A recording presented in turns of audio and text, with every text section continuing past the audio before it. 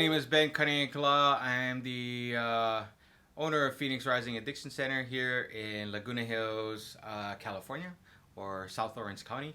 Thank you guys again for following us here, for your comments and feedback in regards to the video series that I've been putting on regarding step one.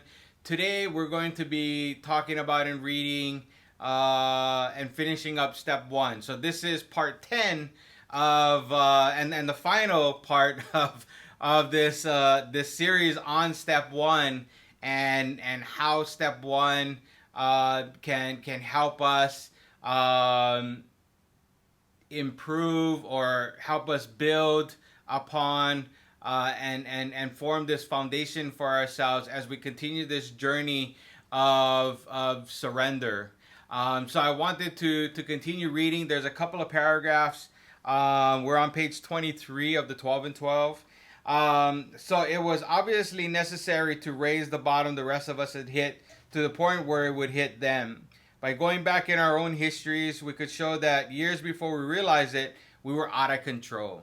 And I think a lot of we determine what that bottom is. Like, I got sober when I was 20 years old, and we determine when we've had enough, when the bottom is the bottom. You know, so we can raise the bottom and stop a lot of years of pain and suffering way before we get there. You know what I mean? So it's important, no matter where we're at, that this idea of step one and the admission of powerlessness and unmanageability can be done at any time, during any situation, during any circumstance. It doesn't matter what it is, that we can say that I've had enough, that I'm done, that I need help, and I reach my hand out and ask for help. To the doubters, we could say, perhaps you're not or don't have a problem with anything at all.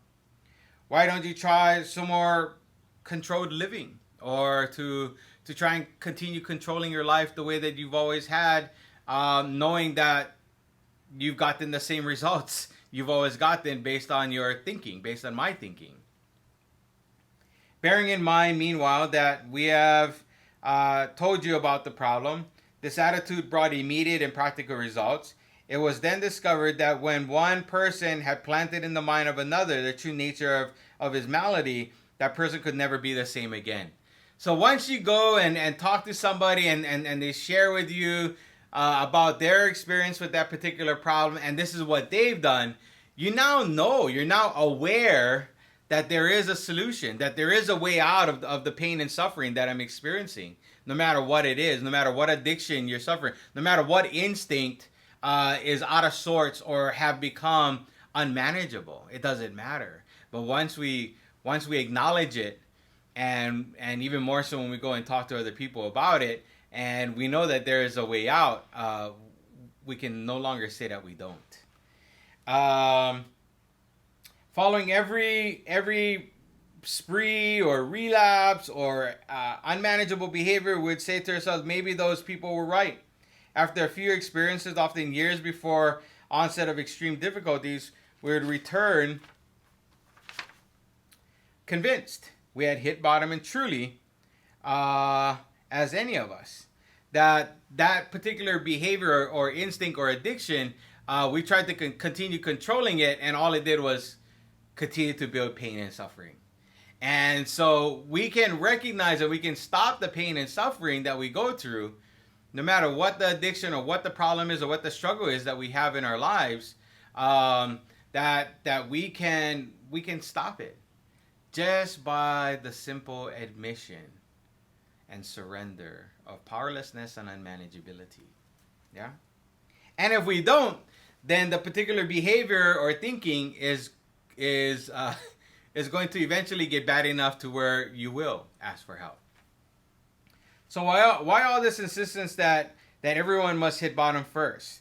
The answer is that few people will sincerely try to practice any kind of solution or program unless they have hit bottom. For practicing their remaining steps means the adoption of attitudes and actions that almost no person who is still acting out in these behaviors can dream of taking. Who wishes to be rigorously honest and tolerant? Who wants to confess his faults to another and make restitution for harm done? Who cares anything about a higher power, let alone meditation and prayer? Who wants to sacrifice time and energy in trying to carry AA's message to the next sufferer?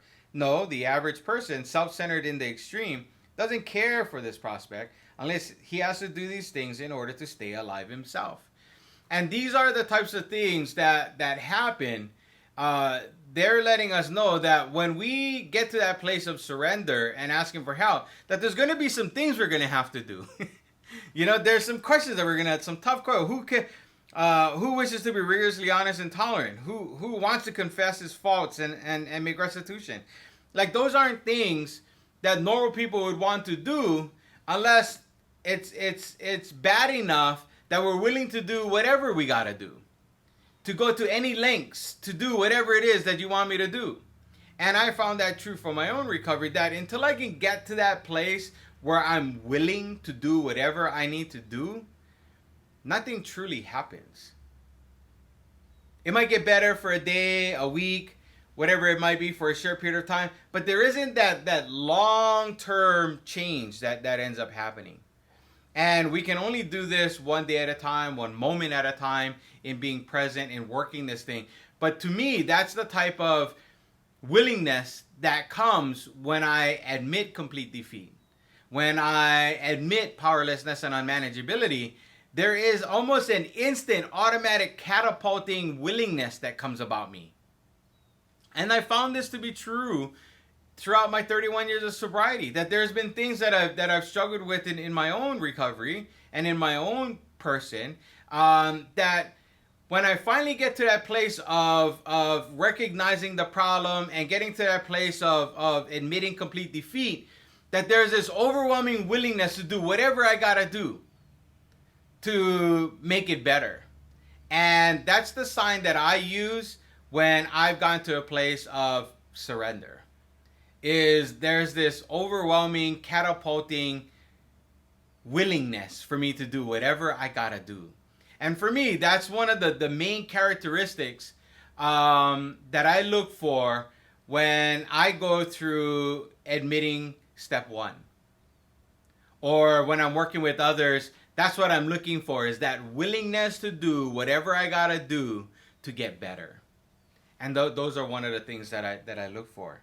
So under the loss of this particular problem, we are driven to a program, to a therapist, whoever it might be, and there we discover the fatal nature of our situation.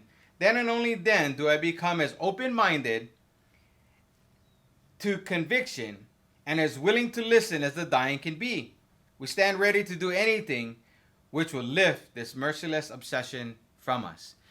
So that's what I was talking about. It's like when I finally get to that place of surrender, no matter what the obsession is, no matter what the unmanageability is, I go after this thing as if I'm dying. To be open-minded to conviction and as willing to listen as the dying can be.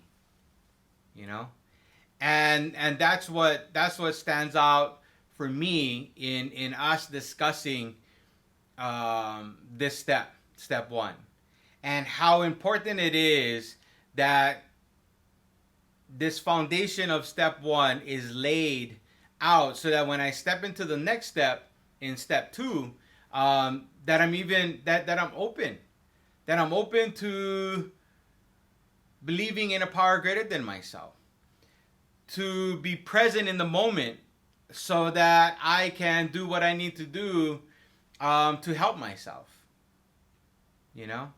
So I just want to thank you guys for being here, for watching my discussions on the steps, on being present in recovery.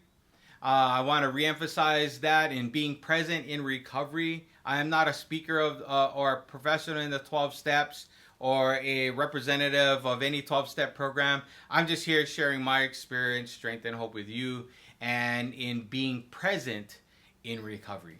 So I hope you guys have a great day. Mahalo.